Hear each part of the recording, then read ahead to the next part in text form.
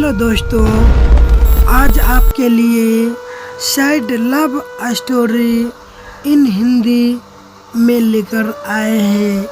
यह कहानी अनामिका और अयान की है। यह एक सैड लव स्टोरी है। दोस्तों, आगे आप बढ़ेंगे अनामिका और अयान कैसे मिले और एक दूसरे से जुदा हुए।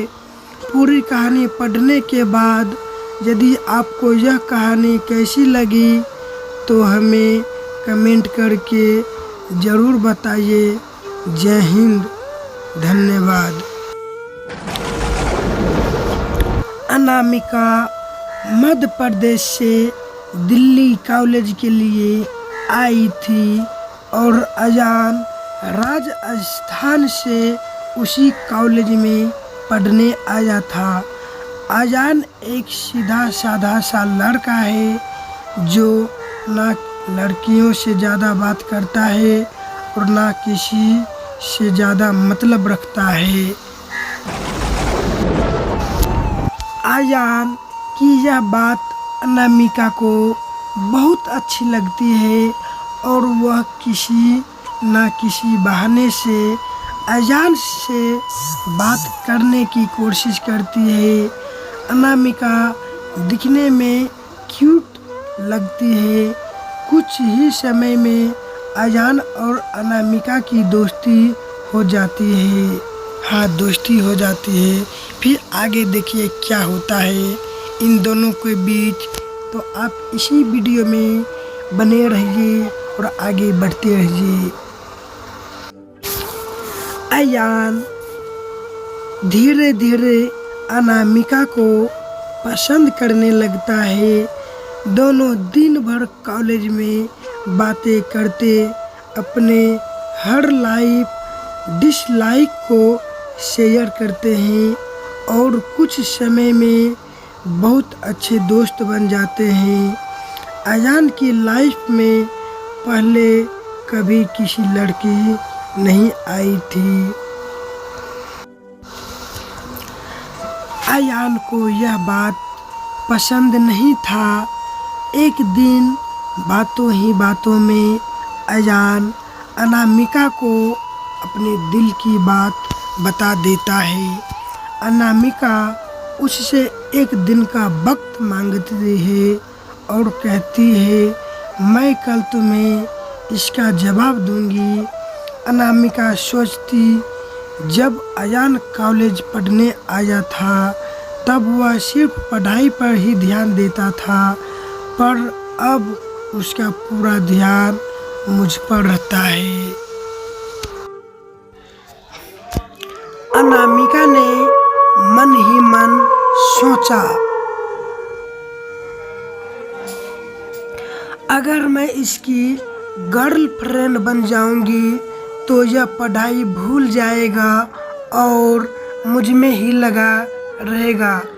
यही सब ख्याल अनामिका के मन में होते हैं और दूसरे दिन अनामिका अयान को मना कर देती है और कहती है, मैं तो तुम्हें बस अपना दोस्त समझती हूँ, इससे ज़्यादा कुछ नहीं। हाँ, कुछ नहीं। अयान दोस्ती के लिए मना कर देता है और अनामिका को बहुत समझाता है, लेकिन अनामिका कुछ नहीं सुनती। अयान को यह बात बहुत बुरी लगती है और वह अनामिका से बात करना बंद कर देता है और कुछ दिन कॉलेज भी नहीं आता। अब अनामिका को भूलकर पूरा ध्यान पढ़ाई में लगाता है और ना कि किसी से ज़्यादा बात करना और ना ही मतलब रखता है।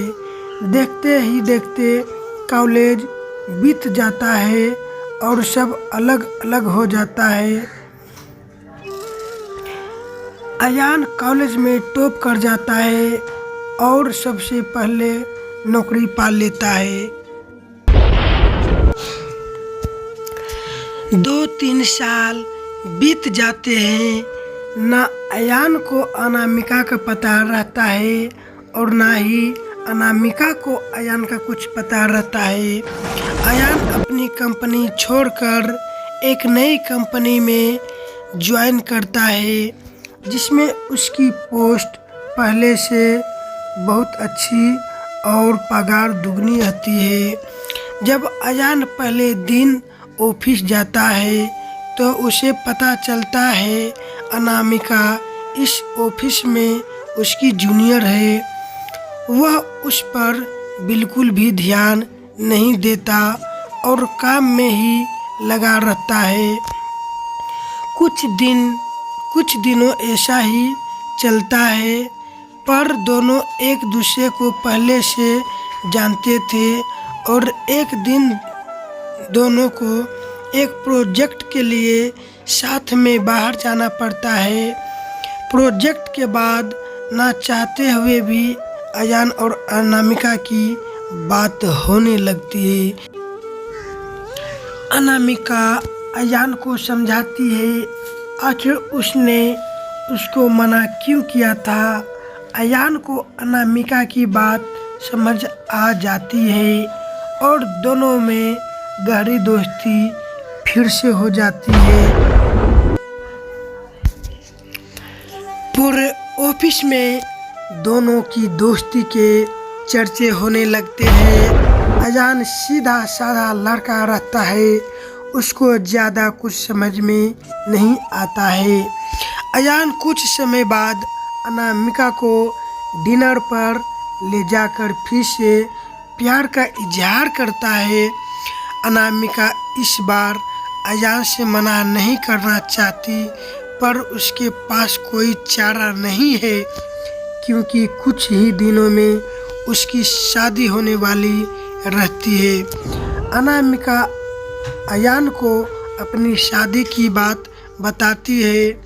इस बार अयान का दिल पूरी तरह टूट जाता है। वह बिना कुछ कहे वहाँ से चला जाता है। अनामिका रात में सोचती है कि अयान से अच्छा लड़का मुझे कभी नहीं मिलेगा। वह फैसला करती है कि कल अयान को हाँ कर दूंगी और मम्मी पापा को अयान से शादी के लिए मना लूंगी। जब दूसरे दिन अनामिका ऑफिस जाती है तो उसको पता चलता है कि अयान ऑफिस छोड़कर चला गया और दोबारा कभी कंपनी में नहीं आएगा।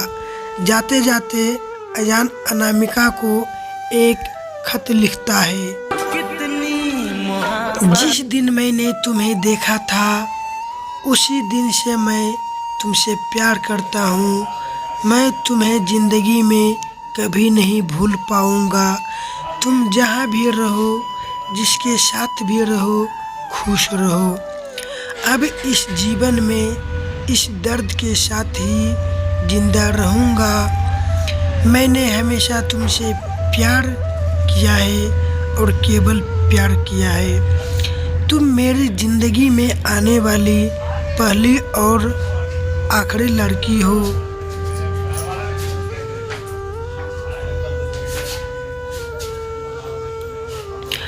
अब ना मेरी ज़िंदगी में कोई आएगा और ना मैं किसी को आने दूंगा।